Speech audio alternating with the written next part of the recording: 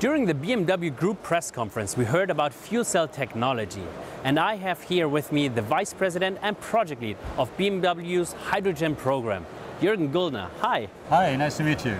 Can you please tell me a bit about this vehicle? This is our prototype of our first BMW hydrogen project vehicle that we presented today for the first time at the IAA this year. And when is the BMW i Hydrogen Next going to be on the road? We're working on prototype vehicles right now, and we'll have a demo fleet ready in 2022. And what is the customer benefit of a hydrogen vehicle? The main benefit for the customer is that you can refuel this car within 3 or 4 minutes, like a normal gas or diesel engine today. How does the fuel cell work? This is our fuel cell stack. Up here you can see the cells themselves. Here hydrogen reacts with the oxygen from the air.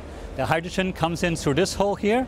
We pump in the air with a compressor through this hole, and then at the other end the hydrogen comes out, but it's recycled so we don't lose any hydrogen. And then we have the air outlet where the water vapor that is generated comes out. And then from that reaction, hydrogen plus oxygen, we have the electricity, and down here we have the electric cables, and that's what drives the car at the end of the day. And then what comes out is only air and water. Air and water and electricity, of course. And electricity. The BMW Group has a partnership with Toyota to develop the hydrogen technology. Can you tell us about the benefits of this partnership? I think it's beneficial for both of us, both Toyota and us.